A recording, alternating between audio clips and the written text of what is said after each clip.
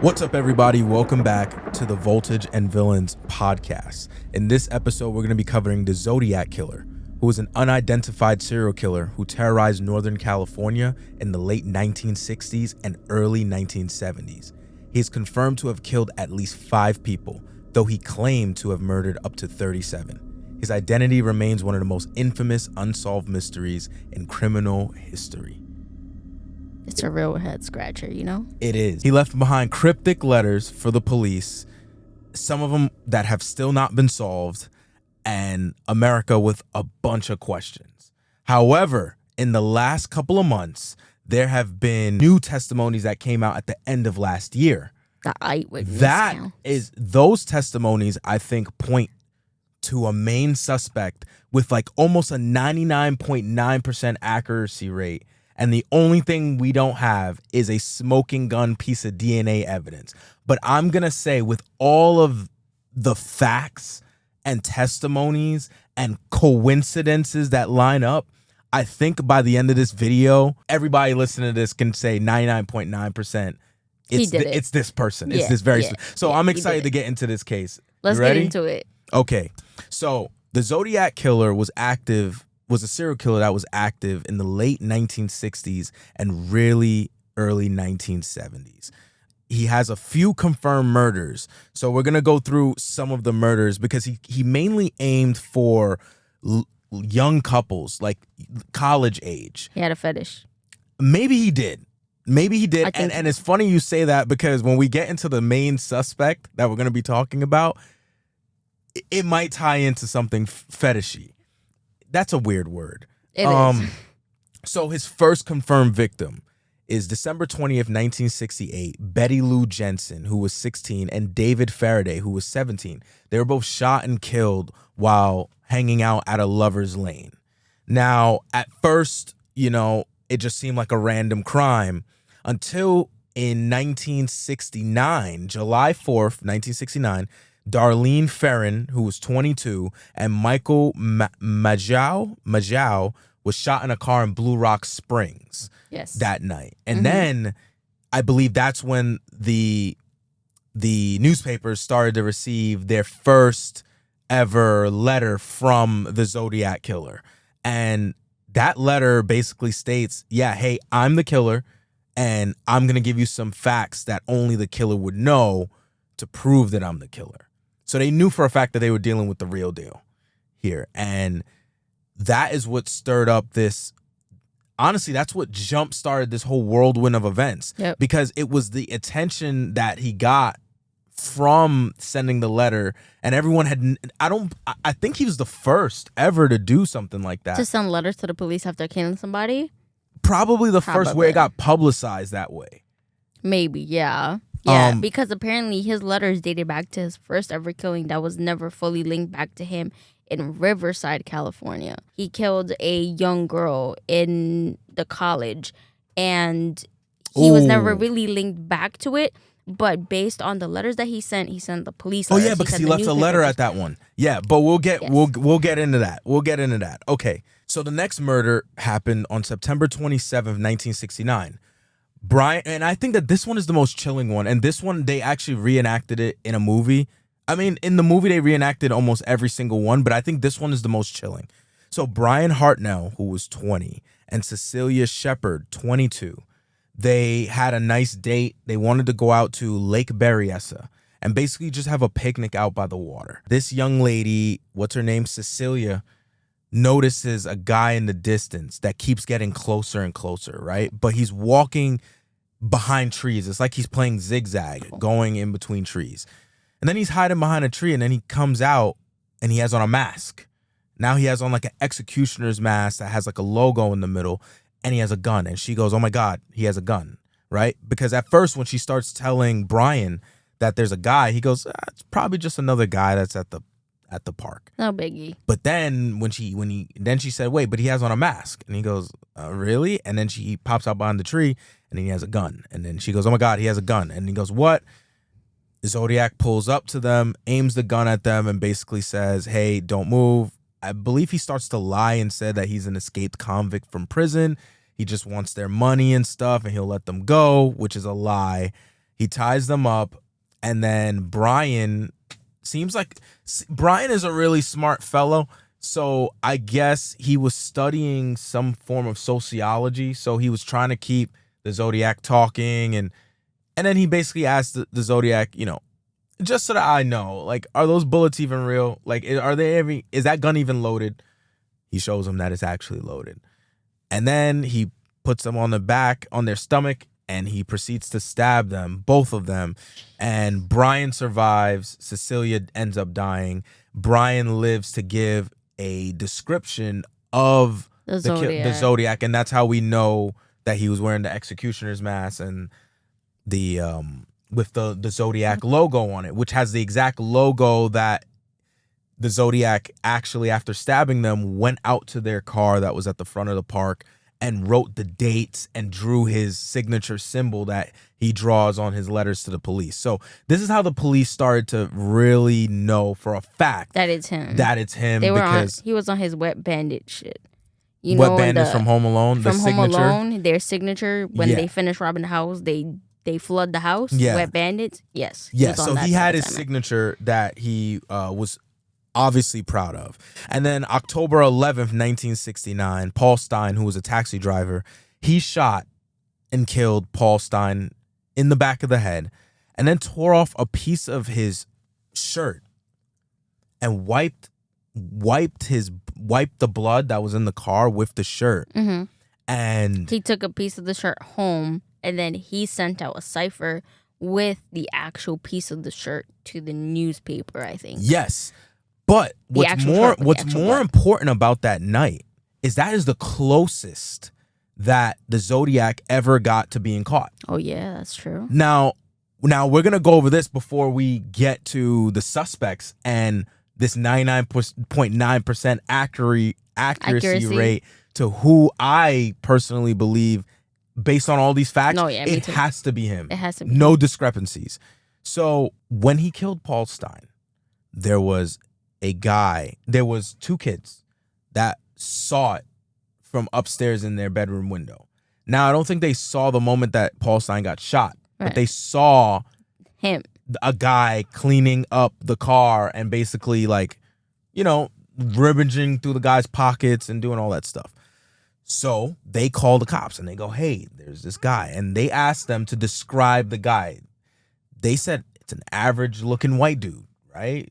Average height, kind of average build, kind of large, glasses, average white dude. The whole nine. And so that was the only description they can go based off of. The cops rush over there thinking, I don't know if they were thinking this is the Zodiac or not, but they're rushing over there. They stop a man that fits the description of what the kids in the window described. When they stop him, the description that they were going based off of, I don't know who relayed over this information, was not an average looking white dude. It was black dude. So they stopped the average looking white dude that actually fits the actual description that the witnesses gave to ask him, have you seen any suspicious, basically average looking black dudes around here? Racism never got people anywhere, and this is a perfect example and of that. The guy that's fitting this description, which is basically the Zodiac, we can say that confidently now, said, yeah, I think he went that way. I did see somebody that fit that description. He went that way. And they go, oh my God, thank you so much for your help. And they leave.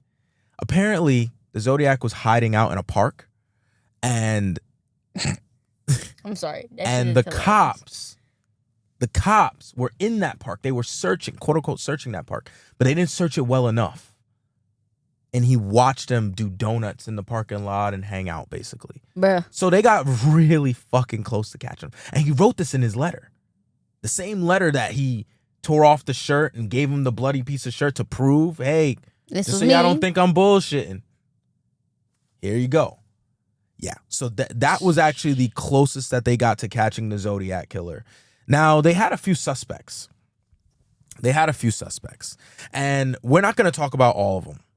We're just going to talk about one of them. But I'm going to say two of them. I'm going to say two of their names. Okay. The first one, Gary Francis Post.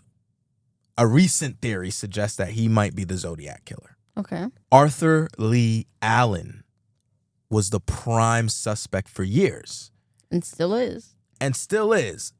But if I'm being honest with you, especially with the recent documentary that came out, it's literally pointing fingers at him. It's literally pointing fingers. It proves it's him. No, yeah. It proves it's him without the smoking gun. It's kind of like the OJ case, right? It's the same way that you can look at all the evidence and go, I think it was OJ. It's this guy, and we're gonna go over some of these details right now. So, Arthur Lee Allen was in the Navy. He also loved to dive. He loved to swim. He was an excellent diver, excellent swimmer. If you watch the most recent documentary on Netflix, there's actually some footage of him diving. Yes. And it's so scary how nice he is at diving because he's such a large guy. And it looked, he like his frame, he looks so small doing it. Like he could get really, so he dives. He likes to dive and he makes his own diving. Yes, equipment. A diving equipment. Yep. Okay. He also owned a watch that said Zodiac on it. That was a gift. And it has the same logo as the Zodiac Killer. Now, stick with us here. Wouldn't you think that the Zodiac Killer would have a Zodiac watch? Nope, not necessarily. Nope. I'm just saying. Nope. We're going to give him the benefit of the doubt as we go through all of these. Okay.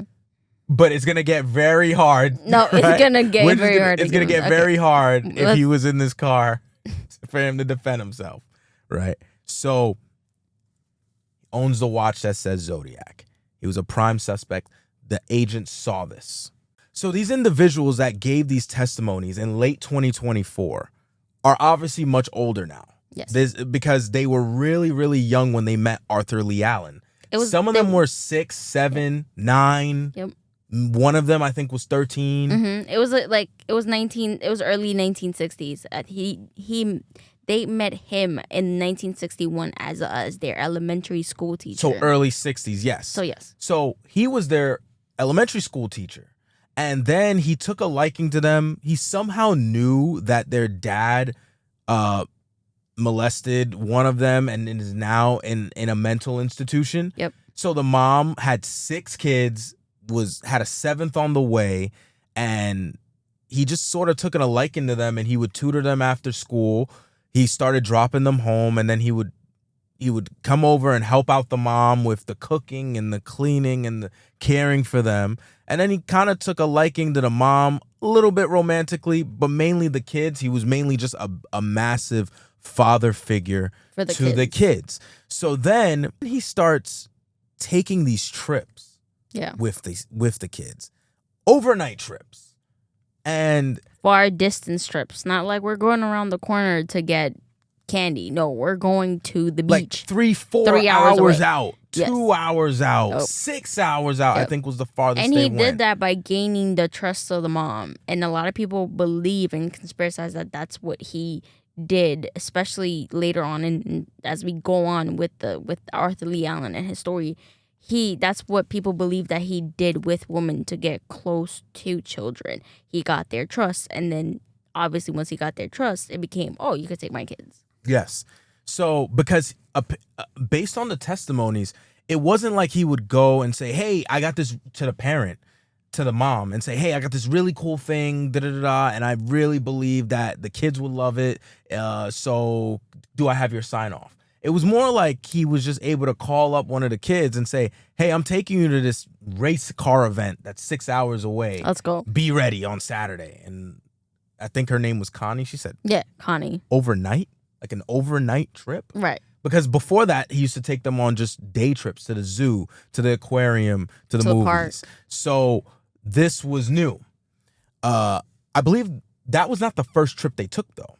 No. So the first ever trip they took that ties him somewhat to the Zodiac case is in 1963. He takes them to, what's the name of that park? So he took them to Tejiga's Point.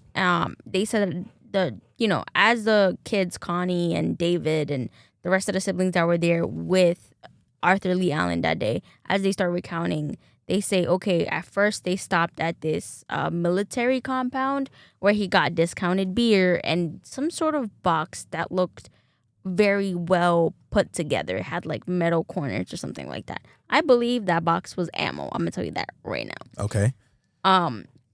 After that, he came out with beer and he was drinking and he let them drive, and then they went to Tehigua's Point. At Tehigua's Point, he was like, hey, we're here. He took his diving gear and was like, y'all stay in the car. You know, kids don't listen. As soon as he dipped, they got off the car. And they were playing, having fun, doing things that kids do, you know, running around, playing with rocks, all that stuff. So all of a sudden, they see Arthur Lee Allen come rushing back to the car. Mind you, after an hour. Yes. After an hour of being away, he comes rushing back to the car. Yep. And he was in a hurry. He was like, all right, get in the car. Now, let's go. Connie was there, and she was kind of trying to figure out why he was acting like that. And then she saw his hand was red. So she's not really thinking about, oh, well, like his hand is bloody until like he gets up closer, and then she tries to help him like, oh, are you okay? And he kind of pushes her away like, no, get in the car now. So literally he gets in the car, he throws everything in the trunk, whatever he has, throws it in the trunk, bloody hand and all, and starts dipping off. And that's the last they remember of the entire story, which is interesting that that's the last that they remember. So that trip happened in 1963. Mm-hmm. And that same day, a couple died on that island. On that not far away from where Arthur Lee Allen had parked. Yes. Which would give him enough time to park the car, go, kill them, come running back and get out and leave. And they said that he sped the fuck out of there. Like he sped out of there crazy, like a bat out of hell. Yep. So that's 1963. Yes. Now, you remember that case that I told you about, Brian Hartnell and Cecilia Shepard? Yes. At Lake Berryessa. Mm-hmm. That very same day. Yes. Arthur Lee Allen was also on that island. Yes. I mean, also at that lake. I don't know if that's an island, but I think it was like a picnic area. He was also out there doing some diving that day. He actually got diving. He actually got pulled over for speeding. Yes. And the cop saw blood on his seat. And Arthur Lee Allen, he asked Arthur, what's the blood that's on your seat? Arthur's response was, I was killing some chickens with my knife. Now, we're going to come back to that knife in a little bit. So, that's two things in which he got away with. This 1963 one, no one ever knew and no one can ever tie it to him until they thought, hey, the MO, years later, well after the Zodiac was inactive, they thought, hey, that 1963 case seems very similar to the Zodiac's MO. Yep. Then they're listening to some of these testimonies and they go, oh my goodness. Arthur Lee Allen was the main suspect for the Zodiac. He was there when that happened. He was also on the same place as the Lake Berryessa with the yep. So, okay, that's two instances now. Back to back. Now, there was another instance where he takes Connie out. Yes. Connie and her brother. I forgot her brother's name. David. I think David was older than Connie. So he takes them out on a 6-hour trip out to a race car event that he loves race cars. And he takes them out to this event and they're there all day. They're watching stuff. And then the next morning, he wakes up Connie to go somewhere. And David is not waking up. Now, this is important to the story later on. David is not waking up, which was, according to Connie, not like him. It was he not usually normal. Would get up and go everywhere She with would them. like that. She said that she shook him and tried to do everything to get him to wake up, and he would not wake up. So Arthur said, come on, just me and you. Yep. Let's go. So they go out on a drive and he takes her to a college campus. Apparently, it's a really beautiful college campus. This is a description that he's giving to Connie. And he's showing Connie all around. He's showing her in the library, all these different things. And then he brings her back. Brings her back to the hotel. David still sleeping. Yep. And mind you, this is midday. Midday or late in the afternoon. He's still sleeping. From the night before. She's still trying to wake him up. And he still won't wake up. She eats some food, she drinks some juice, and then she falls asleep. Yep. Arthur. She blacks out. That's what she said. She falls asleep. Arthur Lee Allen then wakes her up in the morning. He wakes both of them up. And and he's in a rush. Yep, we gotta go. All right, it's time to get back. Everyone pack this up. And he made it seem like it was because the mom had basically said, hey, make sure you bring them back before Halloween so that they can take their brothers and sisters out for trick-or-treating. So in their mind, they're thinking, all right, I guess that's the reason he's trying to rush us back. Whatever. They're not thinking anything else of it. He gathers them up. They get into a car, and Connie, all she remembers is being super groggy. Yep. And waking up, the cops had pulled them over. She hears Arthur saying, yeah, I was just taking my kids down to the race. She blacks back out, and that's all she remembers of that encounter. Yep. Years later, though, they kind of put two and two together.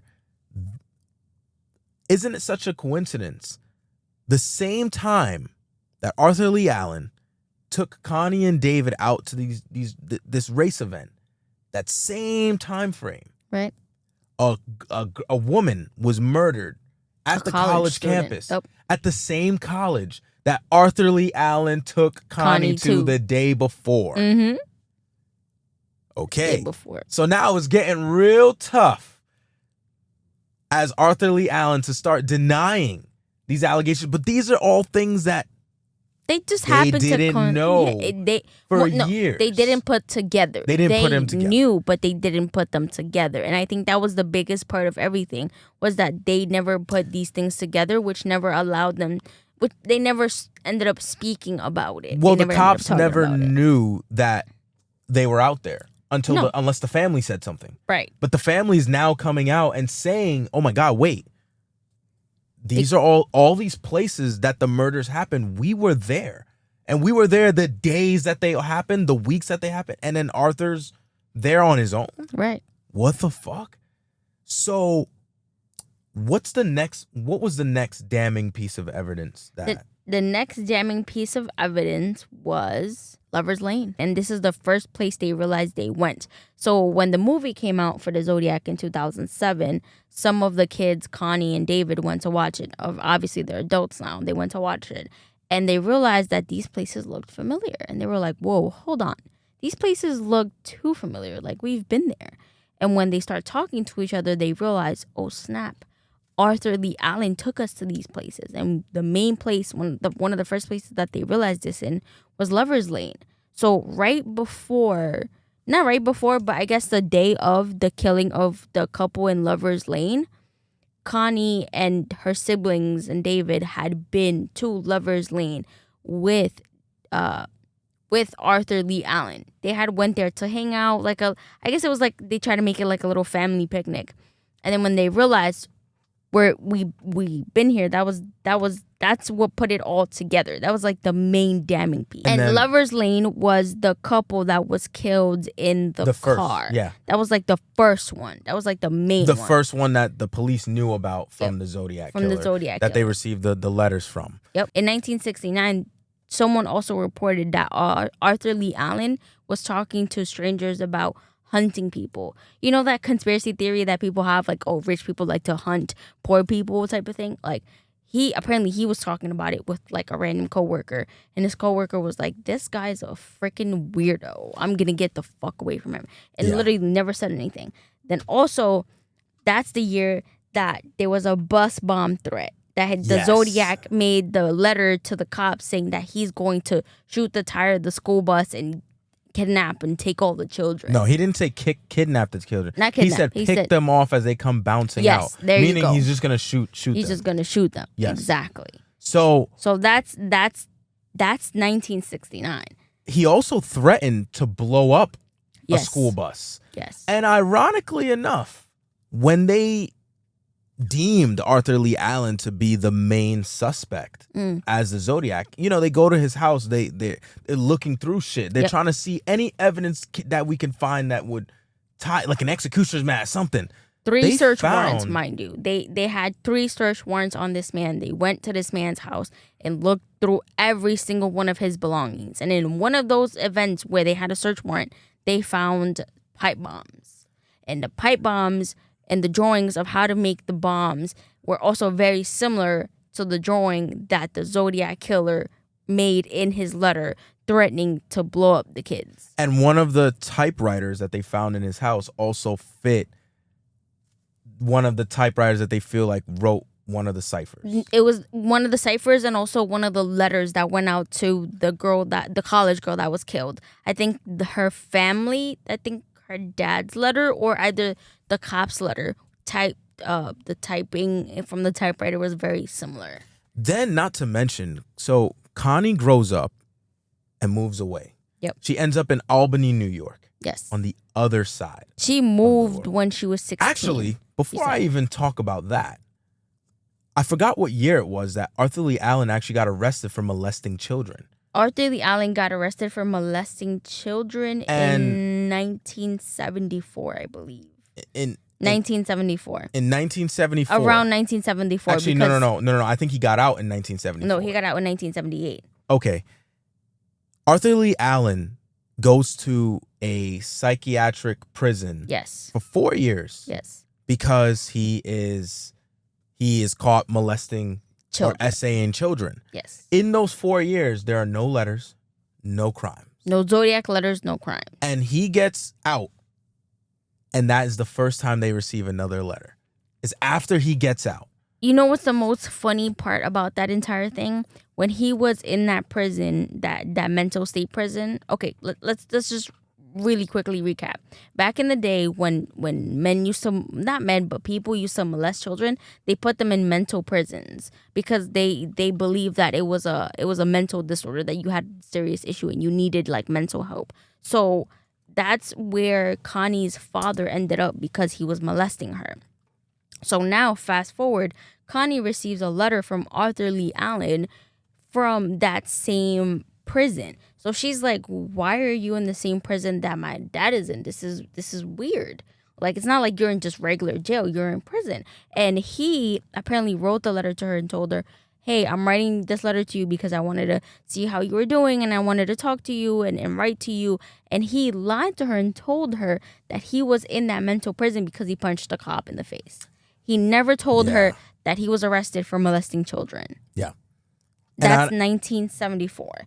And that's when, at the time, she was in Albany, I believe. She was still living in New York. So Connie had moved from California to New York when she was 16. She had a family, she had kids and all that stuff in New York. Yes. And some way, somehow, Arthur Lee Allen found her address and found where to send that letter to. So after he sends that letter, I don't remember if it's when he got out of prison or while he was still in prison, but at some point, I think when he got out, I think it was before that letter that he wrote, one of the letters that he wrote says that got deciphered, says Connie's name in it. One of the Zodiac letters has Connie's name in it. And not just any Connie. We know it's specifically this Connie because it doesn't have her last name. It has her mom's maiden name as the last name. So it's Connie what? Her mom's last name was Hansley, but on the letter in the cryptic message letters it says Hanley. Yes. Which goes to this whole gamification type of vibe that this guy always goes for. And it fits Arthur Lee Allen's MO of just loving to play these games. These weird games. Like, and, the watch, he's wearing the Zodiac watch on his day-to-day basis. All these things. And apparently there was this one reporter or this one agent that was following him around. And he's keeping a close eye on him.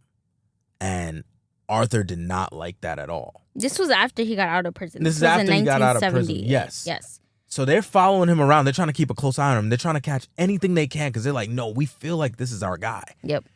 And Arthur catches wind. He sees them. He's like, yo, you guys are pissing me off. I hate this. All this shit. So he just disappears in thin air. Yes. No, but before he disappears, he started to basically threaten one of the agents. No. So as the agents are following Arthur around, they see that Arthur works at Ace Hardware. So the agent goes up to Arthur's boss and goes, hey, we suspect him to be the we suspect him to be the Zodiac Killer. I'm guessing the boss was like, hey, these people came up to me and gave me their number and told me that they suspected you to be the killer. He then got wind of that and then started harassing the reporters that were following him. But there's no evidence that it was him. There's no evidence that it was him, because the agent just said, I just find it ironic that right after I gave his boss my number, I started receiving a call every Friday night and hearing nothing but breathing on the other end. And then out of nowhere, I come home one afternoon and my place looks like it's been basically visited by an outside person. The windows are open. Through the window. Yep. And then that next morning I come out and my tires are slashed. It's like, clearly this person's trying to send me a message that's like, hey, stop fucking with me. Yep. So now you fast forward and Arthur Lee Allen is basically on his deathbed. Somewhat. He's aging. He's getting very sick. I think he's on dialysis. Yes. And he calls, which brother was it? Was it David? He called David. He called the older brother. No. The older brother called David. The older brother, David, called Arthur and they wanted to talk to him. They started having a conversation, and that's when things started getting real interesting. And Arthur speaks with David. Arthur starts getting off his chest. Yep. Hey, basically when I took you guys out on those trips, I drugged you guys. Yep. Which explains why David couldn't wake up. Which explains why Connie can't remember a bunch of the events after she goes somewhere with him. And she feels foggy. Yep.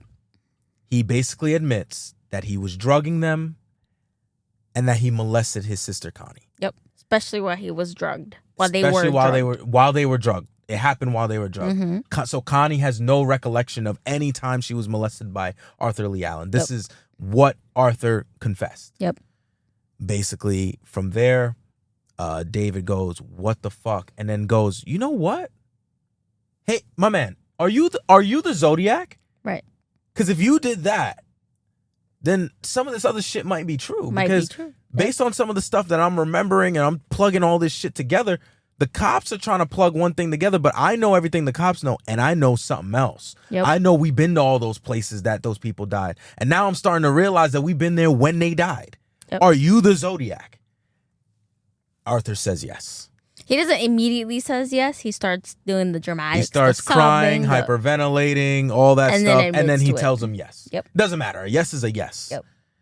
And David goes, oh my God, I got to tell my mom and I got to tell my brothers and sisters. He goes and tells his brothers, sisters, and mom. His mom doesn't believe it.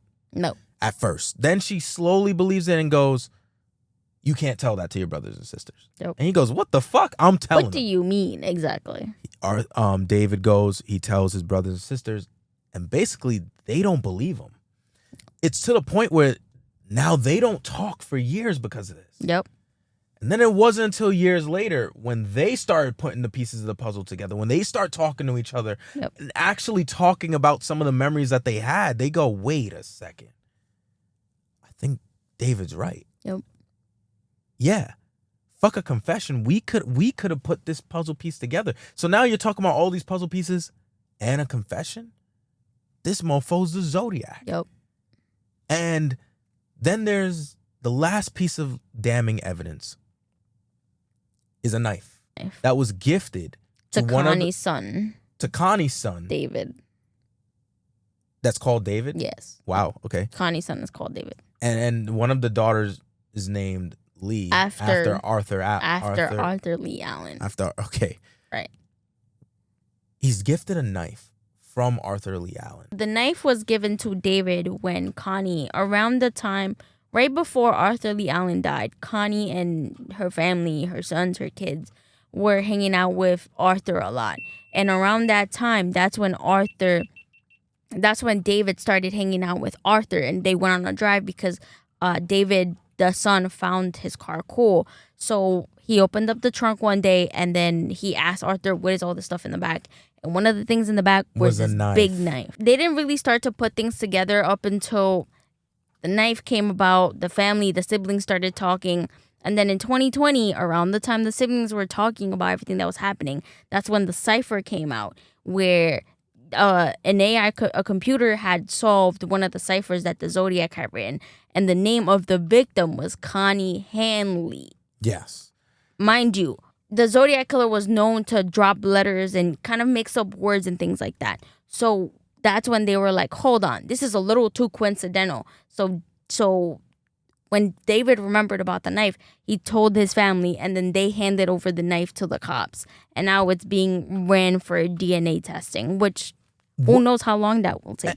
But no, when they ran the DNA testing, they said there were signs of blood in it. There was a test for blood that they ran. Yes. And it came out positive. Positive that what the brown dots that are on it is actually blood. The sort of substance. Now, I don't know if they confirmed that it's human blood, but I think they did, and I think they said, but obviously it's aged, so it means like it's really, really old, which would kind of point to one of those murders that happened damn near 60 years ago now. And not just that, there's a bunch of coincidences with Arthur Lee Allen. There's a million. If you really break it down and really look at it, if you go onto the Reddit threads, you know, you could see that, okay, well, every time that Arthur Lee Allen killed somebody, he ended up disappearing. Every time that he killed somebody and he was hanging out with the kids, he disappeared from their lives for a while. Yes. He like maybe a year, a few months. Everywhere that he went and he moved to, there was a killing. There was a letter. It was just too coincidental. And I think one of the last coincidences that I remember is that as a school teacher, every Friday, almost every student has said, like, that had him as a teacher said, yeah, every Friday he used to teach us how to decipher codes. As an adult now and a person that's accused of doing a crime and sending codes to the police, like, it would make sense. He's the one that taught us how to do that. He used to call that guy, if it was him, if it was supposedly him that was calling the news reporter, he used to call the news reporter every Friday. I didn't even think about that. Oh, wow. Whoa. And then even in the documentary, the main investigator guy that was getting pursued, harassed by who we believe to be David, he even said it. He always killed people during holidays. It was always near water. He likes to dive. He used to be in the Navy. And water. He was a school teacher, which would make sense that most of these happened around the holidays. Yes, exactly. Yeah, so if you look at it, he would chase them. He would already have rope pre-cut. He had the same gun that he used in Lake Harmon to kill the couple that was doing the picnic. Wow. And not just that. Like, it's just a bunch of coincidences, and he did this on purpose because that's just how, I guess, his character was and how he liked things to be. But I'm gonna be honest, he really did it to a point where it's like he wanted to be like a challenge. He wants to be remembered, because even when the siblings were going through the footage that their mom had left behind, there was one VHS tape, and Arthur Lee Allen was on the VHS tape. And he had towards the end, he had a video of his butt with a file folder, and the file folder said "The Living End." The Living End sounds a little too satanic for me. So last thing on that, The Living End sounds a little too satanic for me. So to end it there, one of the letters that the Zodiac Killer had sent, one of the last ones, said that he's done. He killed enough slaves to have for the afterlife. But you mean to tell me that the Zodiac Killer said, I have enough slaves for the afterlife, and then Arthur Lee Allen has a video of his butt with the paper on it that says "The Living End"? So that means that's basically him saying, that he did it. Yeah, that I did it. Without saying that he did it. Yeah, wow. Yeah, there's a lot. We highly encourage, if you want, go check out that Netflix documentary. And there's probably a lot of things that we missed. But if anything we missed, comment it down below. If you guys want to check out and add any details to this case or anything, again, watch the documentaries, comment it down below. And that's really it from us. This was a really interesting episode. It got really deep, and it gets deeper. It did. Yeah. So we might have to revisit this when more stuff comes out. But until next time, like and subscribe. Take care.